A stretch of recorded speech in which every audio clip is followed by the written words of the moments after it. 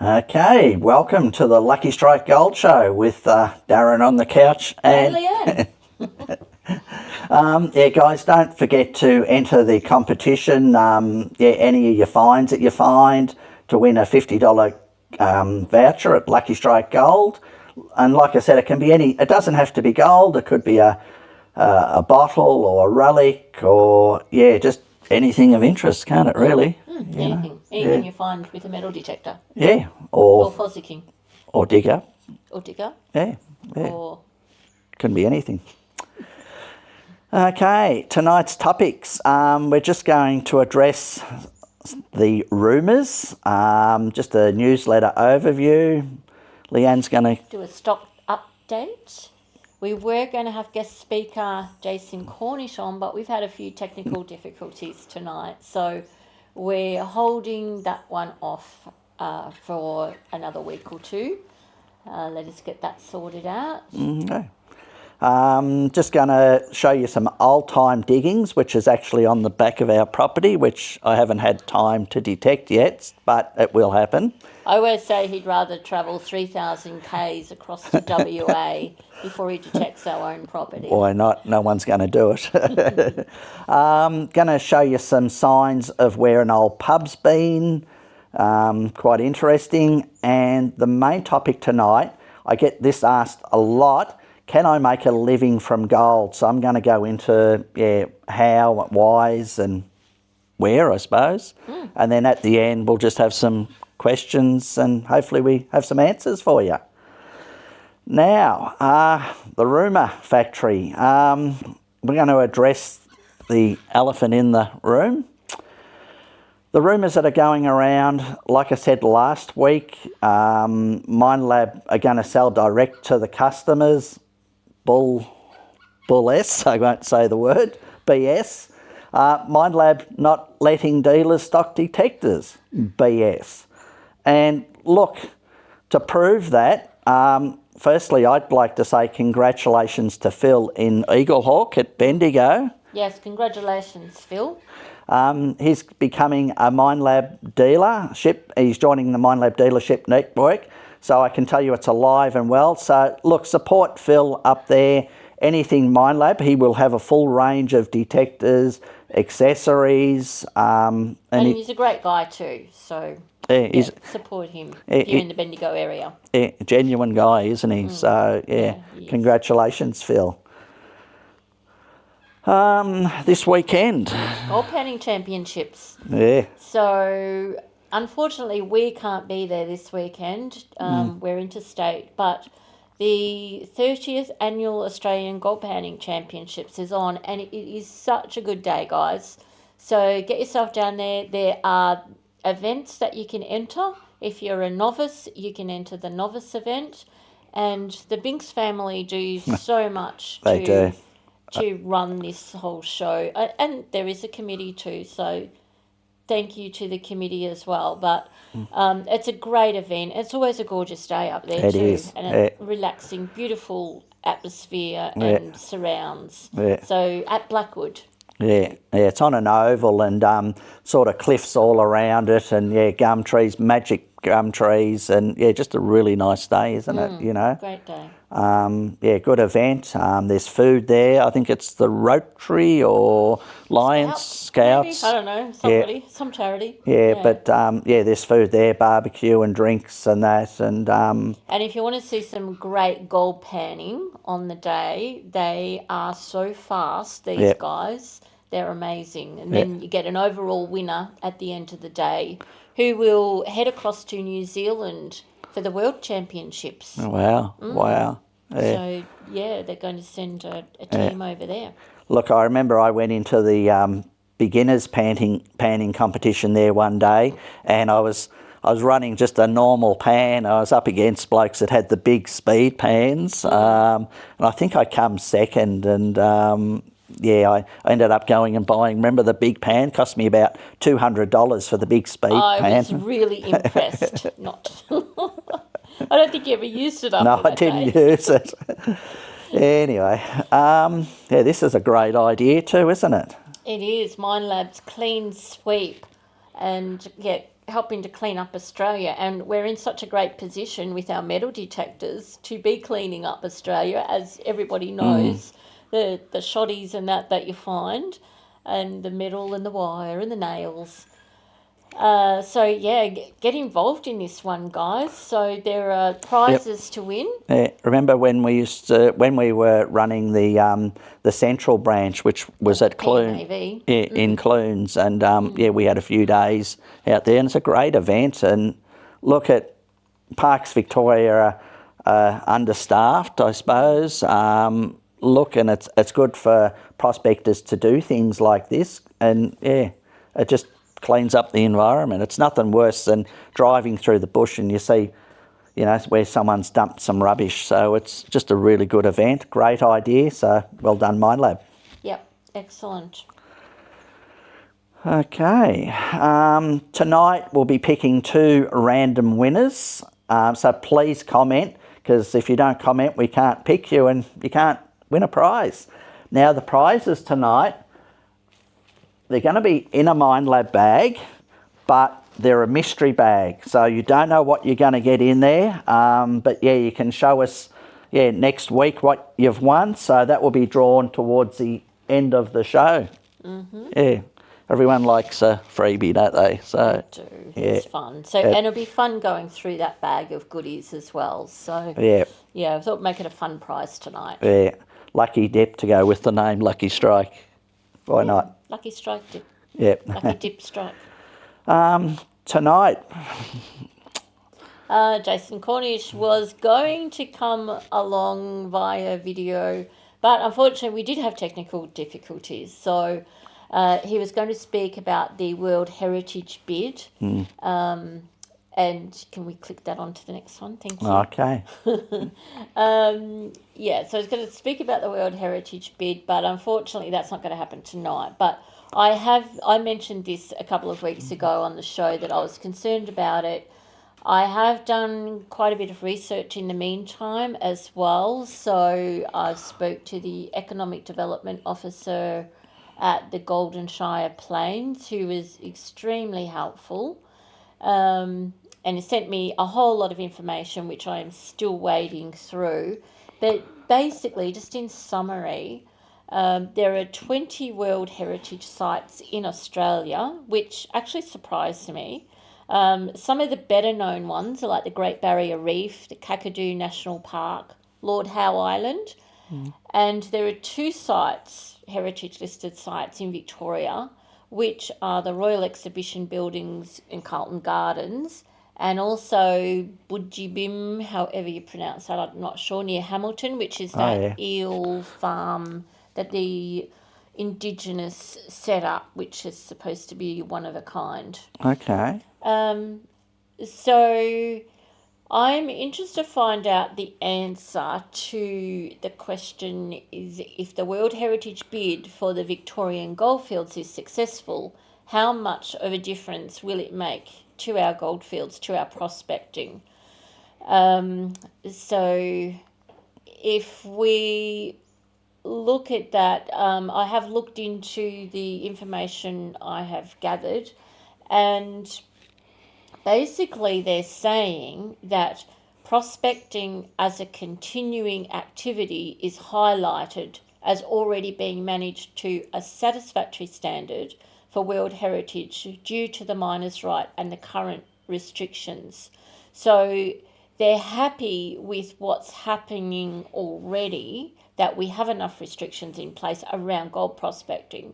So they're saying that they're taking that and that it should satisfy the World Heritage requirements already. So the key focus on the sites to be considered for World Heritage listing in the goldfields is a small series of the most authentic, intact and globally significant sites and buildings, and most, if not all, will be publicly owned and already protected. So in no way is there any consideration of the listing encompassing the entire goldfields region. And they have advised that development can and will still occur, and prospecting and mining activities would continue and will be managed as they are presently.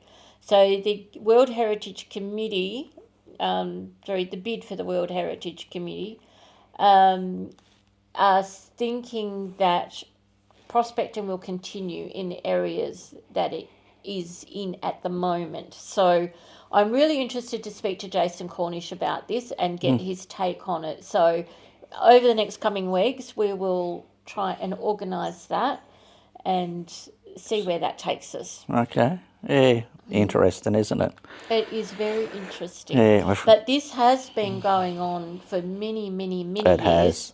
Yeah. And I remember a meeting that we went to up at Maryborough with one of the councillors then, and there was a lot of the PMAV there, and even Neville Perry was there. Yeah.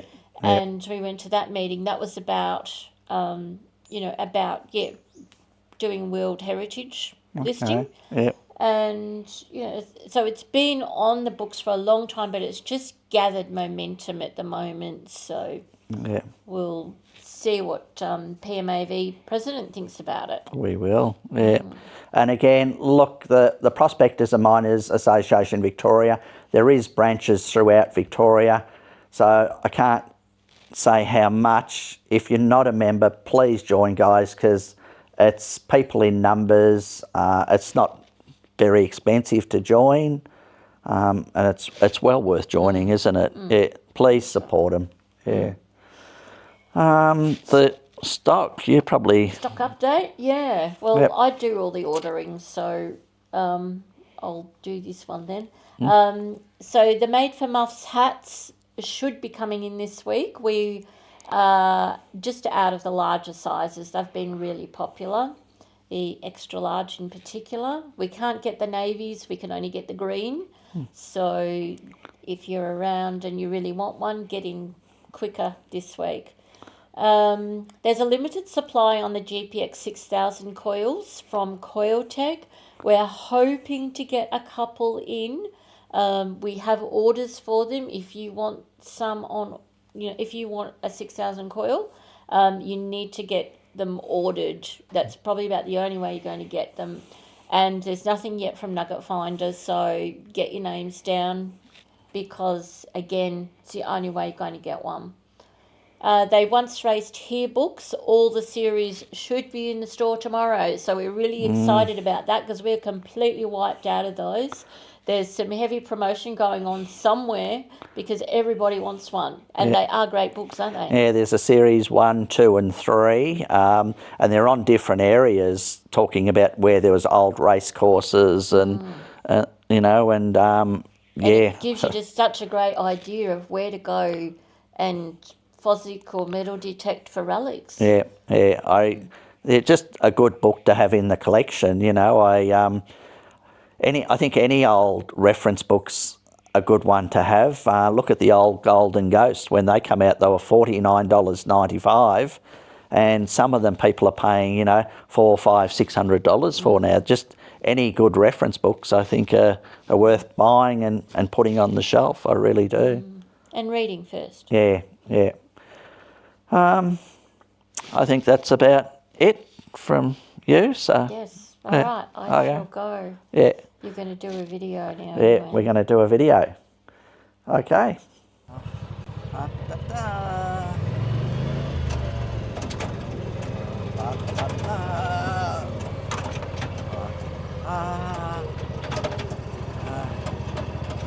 How you going, guys? New toy I've got. The hydraulic blade on the front, up and down, and the tipper. Up.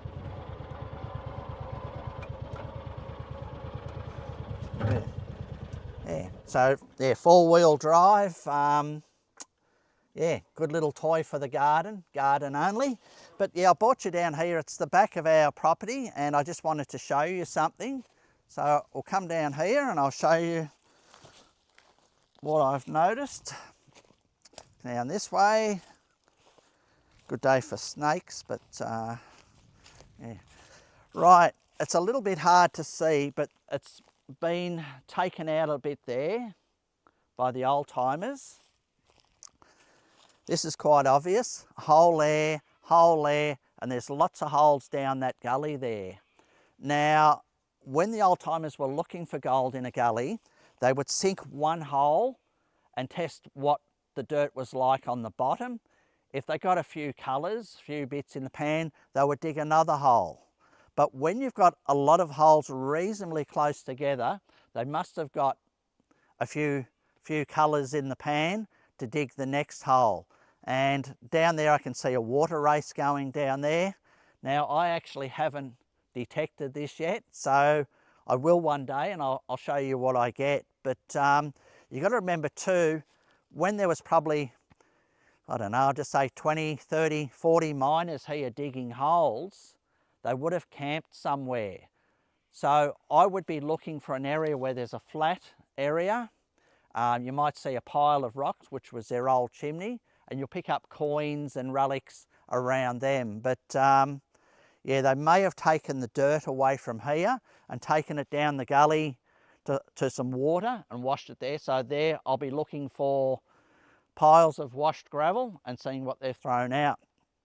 But one day when I get some time, I'll have a bit of a detect here and see what I get.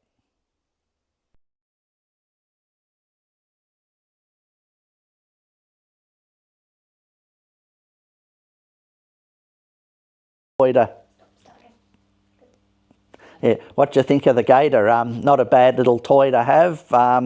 Little hydraulic blade on the front, yeah, the tipper. But we bought it because we've got a fairly large garden here, and it's good to take the clippings down the back and dump off and cart wood around. And yeah, it'd be a good little toy to have in WA to get around in places. But yeah, might get myself into trouble over there. But look, that particular area, even though there's holes down in the gully, up on the sides of the hill there's costines, and I'll show you a video another night what a costine is. So the old boys have been looking for the reef there, but they probably just haven't found it. So yeah, quite a little interesting place, and there isn't a detector hole on it. Okay. Next, something has happened. Let's cross this one off your list. Okay, just bear with me 2 secs. Okay, let's go back.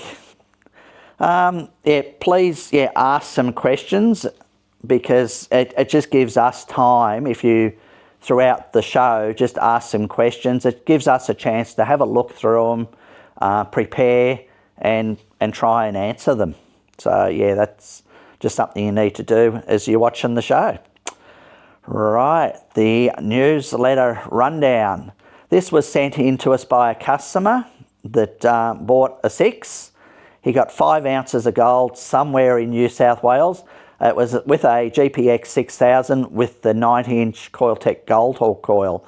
So the gold on the coil looks like mostly specimens, and then he's just decided to melt it into a bit of a blob. But looking at the gold he's found, it looks like it was a pretty rich reef.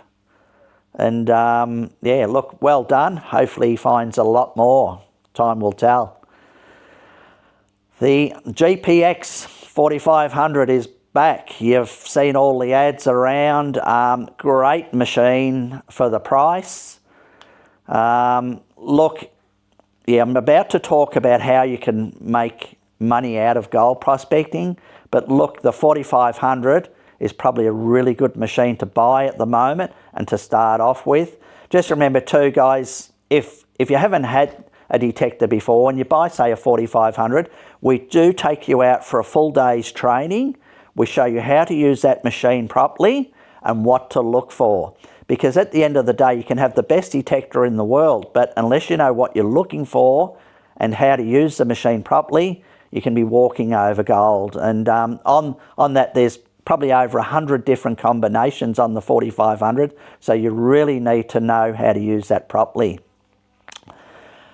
In the newsletter, we talked about it last week, about when you're panning for gold, you're trying to pick up that black sand out of the pan and that. This product here is an 8 pound magnetic pickup tool. So basically you just wave it in the pan around. It picks up all the black sand, and then you pull up that little handle in the middle and all the stuff drops off. It's just, yeah, a real simple thing that can save a lot of time. The tip in the newsletter this week was when you're working around old mine sites, whether that's alluvial or reef mining, just pick your areas out, because not every miner knew what they were doing. Some miners would be just digging a hole, they went through false bottoms and they threw that gold out onto the pile. And that's why some heaps you might get, 10 little pieces off one heap, but the heap next to it, the bloke that was digging that knew what he was doing and didn't throw any gold away. You'd be surprised how often it happens where you'll get a noise with a detector, you go over someone's detecting hole, the noise is still there and it's gold. Yeah, sometimes you can get multiple nuggets out of one hole, so always go back over your holes too, guys, and fill them in, please. The gold and relic tours, all the boot camps are booked out. I know the boys, Dave and Peter, have got one on this weekend. That is booked out, unfortunately. The 3 day is booked out and the 4 day is booked out. Again, join up with our newsletter and that's where you'll hear about it. The WA, there is a few spots left on the all-inclusive, and there is a new tag-along in the Meekatharra area. Gold price. We took the price probably about $3.30 today, somewhere around there.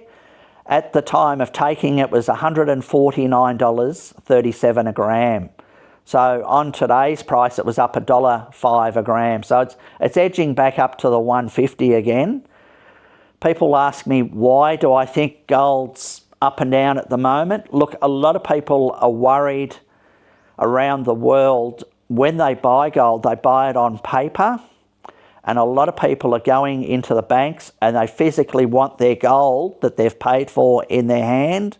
And look, a lot of the banks just don't have the gold, and there's a lot of things going on that we don't understand at the moment. I know that they're moving all the gold from, I think it was from London Bank to the New York Bank, and I know this week, I believe Trump is going to Fort Knox to see if all the gold's there. So that could, if the gold's not there, or that's not there what they're saying, who knows what could happen to the gold price. Don't forget to scan this QR code for that monthly competition, submitting your finds. It's well worth going in, and you never know. Yeah, like I said, you could find anything and submit it, and yeah, we'll decide who's the monthly winner.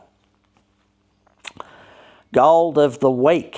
I love this piece. It's only 3.7 grams. It's like a nail. This bit I remember finding, it was actually near Talbot. I won't give you the exact spot, but it was found near Talbot, and it was below a reef hole. So there was a reef hole up on the hill, and it was probably down 100 metres from the reef hole, and it was a weird, funny noise, and out that popped. Yeah, just love that one. So look, a nugget like that, you're not buying on gold price. It's probably worth double gold price, could even be more, but it's not what it's worth, it's what someone's willing to pay for that piece. But yeah, I just love that piece. Yeah, it's like a nail. Okay, the relics of the week. These are quite interesting. They're kids' toys. They're made of lead, and these two are boats. I'm just looking, that one's got a hole in the side. Torpedo must have got that one. But yeah, they're lead toy boats. I have seen animals before, and other toys made of lead. But gee, how many parents nowadays would let their little kids play with lead toys? You just wouldn't do it. You know, they'd be sucking on them and all sorts of things. But yeah, I'm just looking at this one. This one's actually still got the little gun poking out. Had a bit of a rough life on the side there. It's missing one little thing on that one. This one's been bent up a bit. But yeah, they're just something nice to find, something different. Last week I liked talking about marbles and yeah, little lead toys like that. I just like collecting all that stuff because they don't make it anymore. Not what I know of. Now for the big topic. Can I make a living from gold? I get this question asked a lot. A living, look, it depends what you're expecting to get out of it. Like if you've got a house mortgage and you've got to pay it off and it's $1,000 a week and you've got a car loan and a boat loan, motorbike loan, and you've got to find $2,000 a week, I think when the pressure is on you to find gold, it seems to get harder. But say you didn't have any mortgages and you were just travelling around, sleeping in your caravan, living quite cheaply, I suppose, you know, sensibly. Look, you know, 4 grams a week in today's terms is only, you know, like $600. But I remember asking a chap, I said, I saw him out the bush and I said to him, how are you going prospecting? And he said, oh, I'm making a living. You know, I'm picking up $600 a week. Now, knowing this chap, he drives around all the countryside looking for gold. And out of that 600, he's probably spending $200 on fuel and wear and tear on his car. You know, so he's probably only making $400. But, you know, I think long as you've got a good machine, you're in with a chance. And look, you've got to be persistent and you've got to have a lot of patience. Now, with Minelab releasing the GPX 4500, and they're only $3,499, I would be very happy trying to make a living with one of those machines. Look, there is other machines out there and other brands that will find gold, but you've got to have something that's half reasonable. And what I mean by that, like anything's going to find gold, but you've just got to look, I suppose, what 99% of the people are using, and it's a Minelab detector. You know, and there's a reason for that. You know, you go to the clubs or get on Facebook and have a look what people are finding gold with. It's a Minelab detector. Yeah, but they're just starting off, you know, with a 4500, a 2300, 5000, 6000 or 7000. If you've got a good machine, I think you can make reasonable money out of the gold. You know, a lot of people will buy a machine, they think they're going to make a fortune, they'll go out to the bush, they haven't had any training, they haven't done any tours, they don't know what they're doing, they just go out there willy-nilly and can't find gold and get sick of it. You've got to do the research, and I talked about last week about doing research on maps. You know, maps as books are really good, you know, but when you've... Look, I've been doing the tours for 17 years, so I've seen a lot of people come on the tours, and you might see 10 people on that tour, and I'll think to myself, that person's going to find a lot of gold, because they'll listen firstly, I suppose, to what we're saying on the tours, and they're a good operator. Like, it's not about trying to cover as much ground as you can, and I've had them on the tours where I've taken a tour group to an area. There was a massive big hill there. a bloke went up onto the hill, he grabbed the detector, raced out there. He come back after about an hour. He said, "Oh, I've done that hill, where are we going next?" And I said, "But you haven't done that area properly." He said, "No, I've done it all, where are we going next?" Now, they say a standard coil on a standard detector, about a tennis court in 8 hours, is what you should be covering properly. Now, my swings on a detector are only probably about that wide when I'm on a patch of gold, or I know that there's gold there. If I'm in an area where I don't know if there's gold and I'm looking for, say, new ground, I do swing a little bit wider, a little bit faster. But when I find that first piece, I buckle down and I say to people, it's like if I give you a 3-inch paintbrush and you paint a metre on the ground. If you zig and zag, you're going to miss painting that area. And it's the same as detecting. You need to be overlapping that coil and covering the ground. And then there's a few variables there too, like if the nugget's sitting on the edge, you might miss it coming from this way, you might get it from that way, but that's chaining. They chain one way and cross-chain another way. But look, a lot of people go to Western Australia hoping to strike it rich over there. Look, come on a tour. You can learn in that 7 days, you'll learn a lot.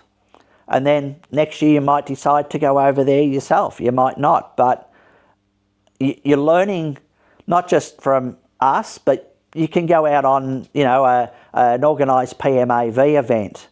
And if there's one person in that group that's always finding gold, if it was me and I was a newbie, I would say, "Look, do you mind if I follow you around for the day? I don't want to detect, but follow them around. Just see what they're doing different to what you are."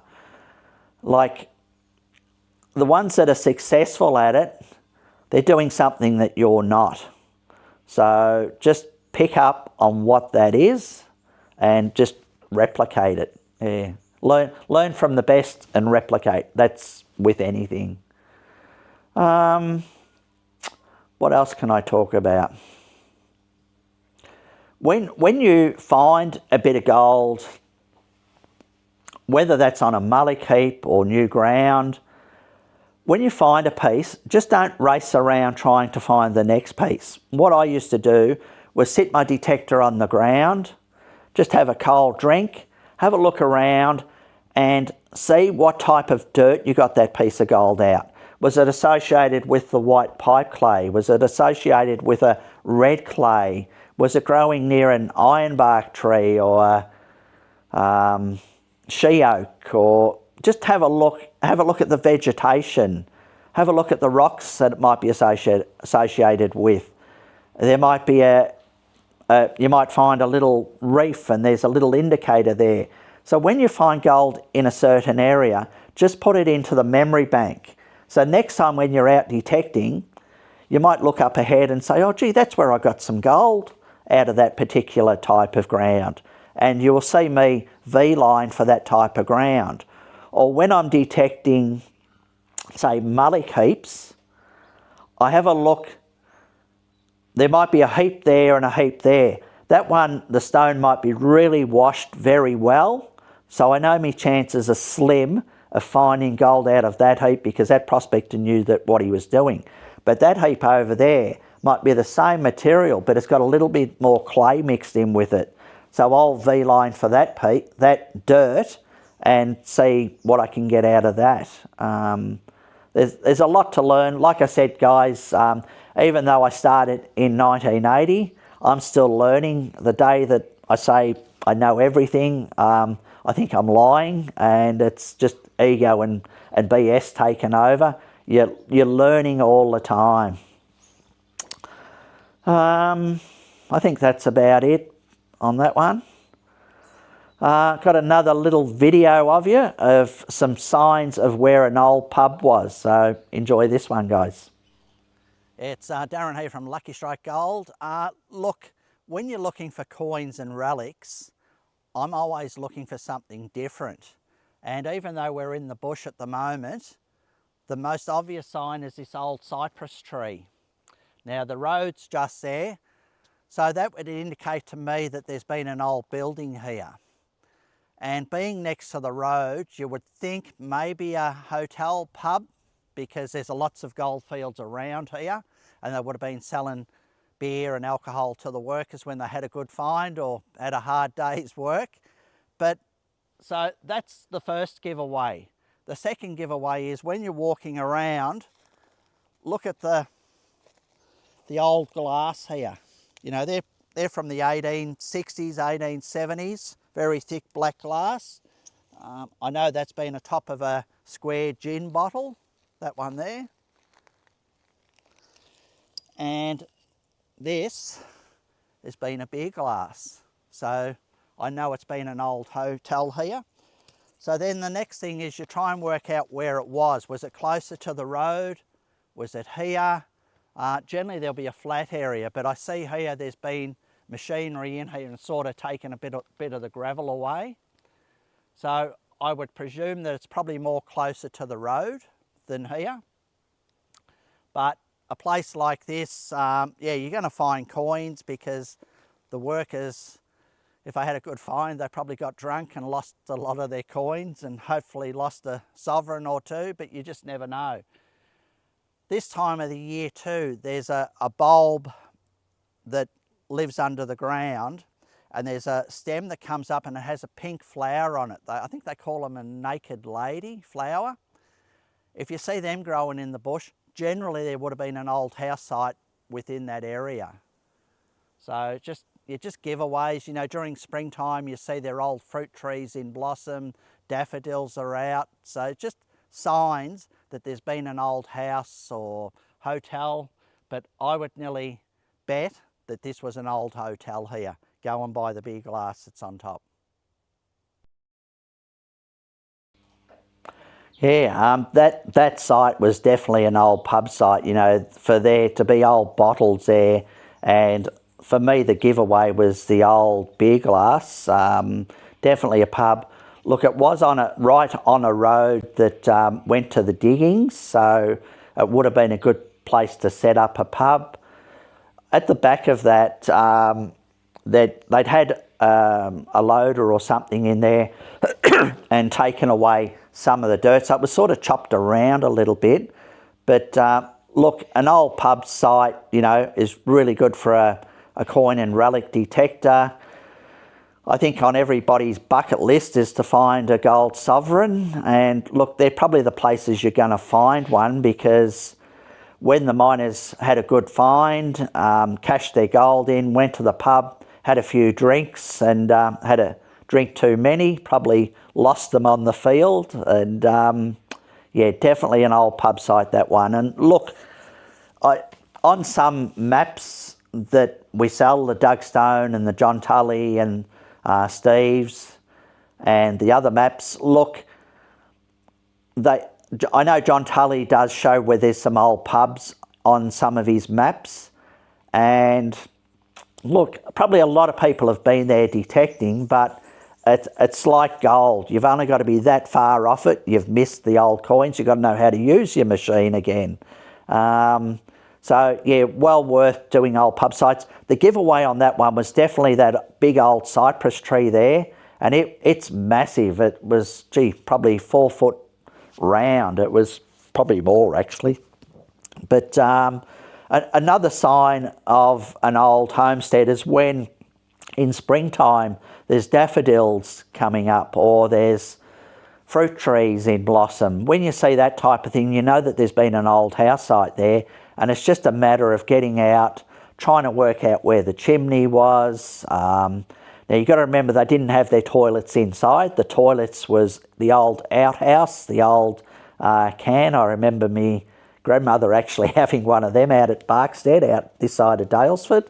But yeah, the old toilet, when the pants come down, the old coins and that fell out. There was a spot near Creswick where there was an open paddock, there was an old house, and a bloke who I knew found where the toilet was, and he got about 20 20 coins from it. So things do fall out of your pockets. And yeah, just another tip too, I'd just come to my mind. When you're out detecting in the forest, and say there's been an old house in that area, just look for where the biggest tree is in that area. Because kids used to climb the trees, hang upside down, things would fall out of their pockets. Later on, when the house was gone, when people are out there and they're wanting to go to the toilet, they go behind the biggest tree. Naturally, things fall out of their pockets. So yeah, hopefully you got something out of that video. Next, last week we had that melted cone bit. It was the gold melted cone. There was a lot of great guesses. The closest was Daniel Borowski. So well done. He guessed 3.2 ounces. The actual weight was 3.79, which is 117.99 grams. Very heavy for the size of it. But yeah, just any gold's nice gold. So yeah. So Daniel, yeah, please come into the shop and claim your $50 Lucky Strike money, and you can spend that in the shop on whatever you like. So well done, Daniel. Daniel's actually in the Geelong PMAV, so well done, Daniel. Right, we're going to announce the giveaways tonight for the mystery bags. So they're going to be both the same. The first winner is Christy Gale Thornton. Is that right? So well done, Christy. Kirsty. And the second winner is Ashley Van Vetter. Well done, Ashley. So you guys, look, either call into the shop in a couple of days, or if you can't make it into the shop, we'll post it out to you. Ring up the shop, give us your address, and we'll post it out to you. So there's some goodies in there. So yeah, show us what you got, and yeah. Now,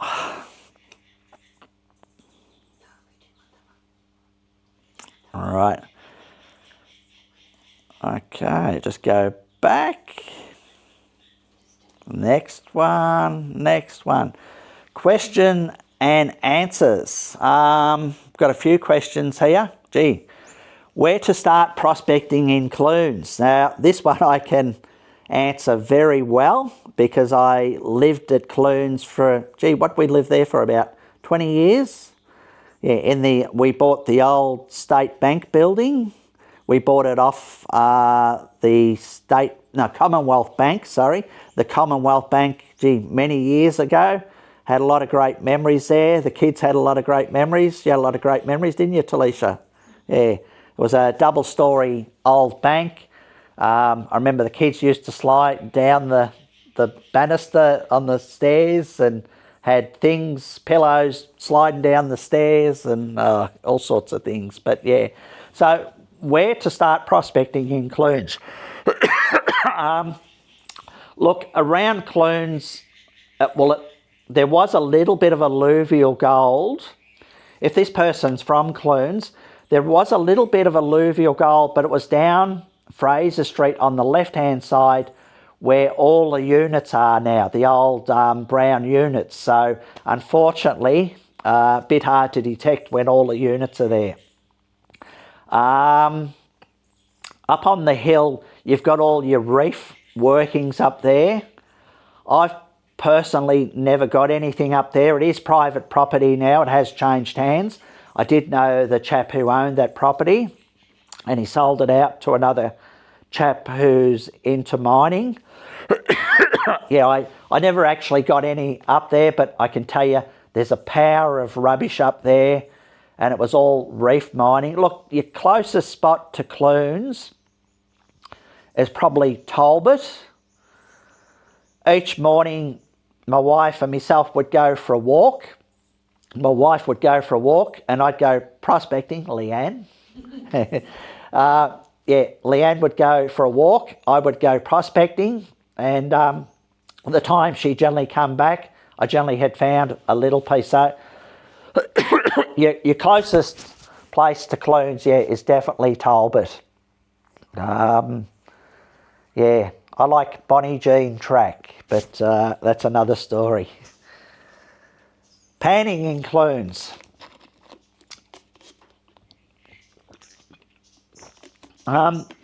Panning in Clunes Creek, I don't think you're actually allowed to pan in Clunes Creek. Look, there is some creeks you're allowed to pan in, others you aren't. And look, I'm not sure on this, but I'm pretty sure that you're not allowed to pan in the creek at Clunes. Look, I'll find out and I'll get back to you next week. You can look on the Parks Victoria website. It is pretty confusing, but that might tell you. But yeah, I'm just not 100% sure on that, so we will get back to you on that. How to get repairs in Victoria now? I presume they're talking detecting repairs. Yep. Look, you would if you need to get something repaired with a Minelab detector, you'll have to look. If you bought a detector and it's still under the warranty period, just bring it back to the shop, and we'll send it back to Minelab HQ in Adelaide, and they will repair it there. And they're pretty damn quick with repairs, generally within the week if it's something simple or not, and you'll have your detector back. Yeah, something we offer in the shop, if you've bought a detector from us, we'll send it back. And if you happen to need a detector for the weekend and we've got one, we'll give you a lend of a detector to use and until yours comes back, because, yeah, time is money, and yeah, unfortunately things do happen. But yeah, that's from now on, yeah, you do have to send your detectors back to Minelab in Adelaide, and it's generally only a week's turnaround. And yeah. Next question. Any spots left on the May Minelab Days training day? Answer, yes. If you've bought the detector from us, please ring up. Voice is going a bit. I'll just have a drink, and they'll book you in.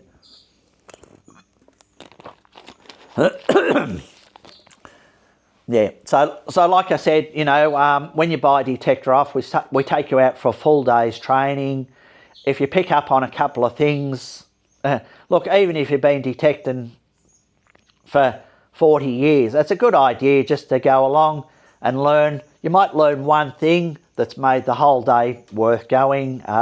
Dave and Pete are great, great blokes, and yeah, they got different stories and different theories to me, so yeah. Okay. Would you dig deeper after finding a nugget as well as checking the area around the find? I've done this myself, where I've got 3 nuggets all within probably that far of each other, and I did dig a hole and I pulled 8 ounces out of it. It was what they call a pipe or glory hole, where the gold comes out of the decomposed slate, spills out of the ground and then down the side of the hill. So for me, it would depend what that nugget was like, whether it was a smooth nugget or a rough nugget. But I suppose the first thing I would do, if I found a nugget in an area and you were running a little coil, the first thing I would do would be put that bigger coil on and get them deeper targets out, because look, a lot of my gold over the years I found where people, you can generally tell how deep on what coil that person's using out in the field by the size of their holes. So if there's little holes dug that deep and, you know, that round, I generally know that the person's been using a smaller coil. So the first thing I would do would run over that area with a bigger coil and hopefully get that bigger, deeper target. There's nothing worse. You're finding a patch, you go back next week and there's someone's got a big, massive hole where they've dug down quite deep and you think, gee, what have I missed? Always go over your patches with a big coil, please. What's my favourite machine? I'd have to say my favourite machine at the moment would have to be the GPX 6000 made by Minelab. The reason for that is it's so well balanced. It's just easy to use, and I can swing that detector all day without getting a sore arm or sore back. Yeah, great machine. That's my favourite machine. You'll probably ask someone else and they might say different, but that's what I like using at the moment. And look, I'm not getting any younger, and yeah, I just love that machine. If you're in a new area, would you pick up the GPX 6000 or the 7000 first? I sort of answered this last week. Like if you're in your 20s, 30s, maybe 40s, and you're a fit young bloke, I'd be using the 7000. But if you're an old fart like me, I'd probably use the 6000. That's what I would probably, my go-to machine. This year in the West, I'm going to be swinging the 6000, but I'm going to be swinging the bigger coil from Minelab. And yeah, you know, I'm going to sacrifice maybe some very tiny little bits, but it's not about getting the depth, it's also about ground coverage. So yeah, so yeah, that's me. My go-to machine is the 6000. Yeah. If someone had both the 6000 and the 7000, which one would you use for what? If I know that there's a lot of little gold in a patch, I would go over it with the 6000. Then when I've finished with the 6000, I would probably go over with the 7000. Just hoping to get that bigger piece down a little bit deeper. And the last question is the SDC or the 4500 lighter. Well, there's a couple of variables there. Look, the SDC is reasonably light. If you're running the 4500 with the standard coil, they're probably, look, the 4500 with a standard mono coil on is a pretty well balanced machine. With the SDC, if you're rubbing on the, it depends on the, excuse me, it depends on the ground that you're working. Now, the SDC is, I think, off memory, probably 100 grams lighter than the 4500. But if you've got a 4500 and you put a little Sadie coil on, or the little 8-inch Commander coil, it's a lot better balanced and it's a lot lighter and it's very sensitive on them smaller bits, and you will be surprised how deep the 4500 goes on them smaller bits. Yeah, really good detector. Yeah, and like I said, if you're thinking of getting into detecting, you haven't got a machine, you want to get in quick and buy one of these 4500s, come out on the training day and you won't regret it. One more question, bonus question I've got here. Are there two-wheel drive prospecting locations in Victoria? Definitely yes. The first few years that I went out prospecting, I don't know if Ian's watching tonight, I remember picking up Ian, and I used to go out, I had an RX-7, I used to go out in that, and it was only, the front spoiler was only about that high off the ground. There's lots of good locations, and this is what a lot of people think. They'll pull up in an area, they think, oh, the further I go into the bush, the more gold I'm going to find. It doesn't work like that. You've got to think outside the box. A lot of my bigger pieces I found, the 24 ounce bit wasn't far off a track. I've got two 16 ounce bits that were on very old tracks. You don't need a four-wheel drive. A lot of the gold workings are either side of the road. You can pull on the side of the road and start detecting from when you jump out, because a lot of people don't. Like I said, they'll walk a kilometre into the bush and then start detecting. A lot of gold that I found is on sides of the roads. I think that's about it, guys. That's about end of the show. I think we've covered everything. So hopefully, guys, you've got something out of it. And thanks for watching the Lucky Strike Gold Show. Thank you.